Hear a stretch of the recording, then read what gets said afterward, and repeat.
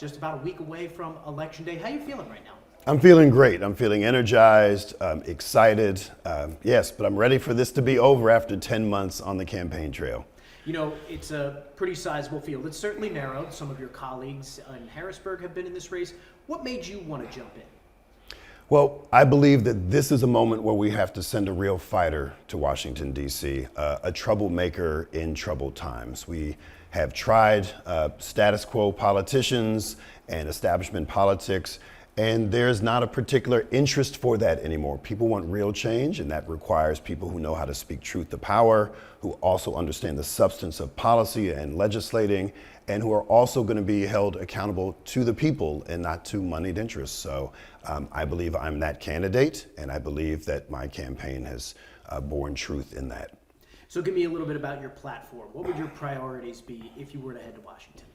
Well, it's really three planks. It's affordability, fighting fascism, and taxing the ultra wealthy. That's how we're going to make sure we do all of these things, that people with the greatest privilege and access to wealth pay their fair share, to make sure that everyone has their basic needs met, as is the case in most industrialized nations, except the richest country in world history, where folks are having to pay for all sorts of things that other folks in the world almost laugh about. Like, why would you pay for health insurance? Why wouldn't you just have health care?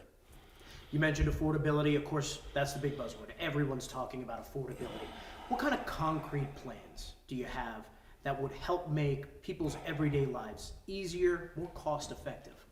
Well, one of the things we can do in a city that has such great poverty is make sure that we have a living wage for all. I've introduced the boldest living wage for all bill in the entire nation that starts at $15 an hour and goes up to an actual living wage, indexed to inflation, getting rid of the tipped minimum wage, which here in Pennsylvania is $2.83 in 2026. This is something that we can do on the federal level. It's $7.25 now. We could significantly reduce poverty in America, and that would have a disproportionate effect on the 3rd Congressional District if we were able to make that happen if we have a new Democratic majority. We also can have universal basic income. Universal basic income would allow everyone to have their basic needs met. We've already done it successfully on a smaller level under the Biden administration when we expanded the child tax credit, which put money in people's pockets, and it got rid of 40% of child poverty in 1 year. Imagine having the political will to make sure that happened for a prolonged period of time so that people are not in poverty and folks have a living wage. And also we need to make sure that we have full access to fully funded public education and public transit. Doing that would also reduce costs in people's homes. And I've also talked about introducing the idea of national grocery stores, where we already have in Pennsylvania the government selling alcohol, right? we can do that. We can certainly provide local produce and other needs and staples for struggling communities that live in food swamps. That is something that could very much happen. We know that Mayor Mondani had a similar idea in New York City, and his efforts have been very well received. I believe we can do the same types of initiatives and be paid for by just the top 75,000 households in America who have stunning wealth, while most of our wages have been stagnant. When you look at Congressional District 3, it's such an interesting district because, you know, you go from areas like Rittenhouse to areas like Cobb's Creek up in the northwest, and then down in parts of South Philly. So how do you balance the needs of such varying communities? Yeah, well, you meet people where they are. For 10 years, I've represented a majority black mixed income district where I've represented Chestnut Hill for the first 6 years of my term. Very affluent neighborhood. And just within walking distance, you can reduce the household annual income by $100,000 just within a mile. So I've represented those constituents and neighbors for a decade, knowing what the different issues are, but also finding what we have in common is ultimately how you become the type of public servant that everyone deserves. And meeting people where they are with authenticity and care, it's been the hallmark of my public service for a decade. When you're out on the campaign trail and you're talking to people, what are you really hearing from them? What do they want out of their congressperson? They want someone who's authentic, who's not afraid to speak truth to power, particularly in a moment where we find that the billionaire class, the Epstein class, has really decimated our participatory democracy and our faith in what once were sacrosanct institutions.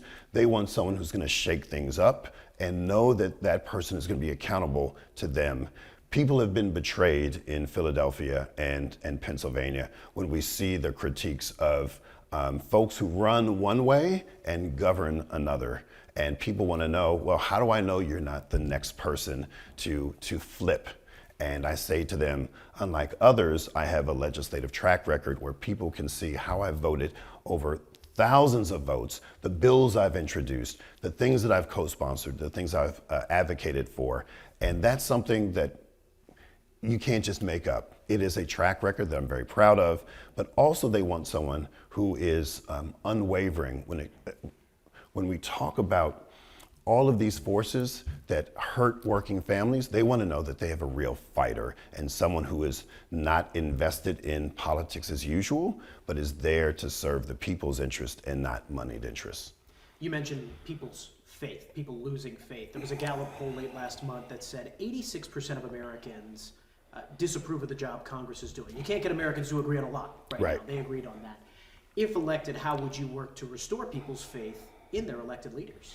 Well, I believe that we will have a new Democratic majority in January, and a lot of the intransigence and the gridlock, it was based on extremists running Congress. And I believe that we will have a diverse array of Democrats in power to make sure that we listen to the people closest to the pain and put forth an agenda that meets their needs, that talks about affordability and addresses them, whether it's Medicare for all, which is hugely popular. And I've already pledged to be a co-sponsor of the Medicare for All bill and endorsed by the prime sponsor of that bill, Congresswoman Jayapal. These are things that will resonate with the American people and restore faith over time that the new Democratic majority will deliver in the most meaningful ways.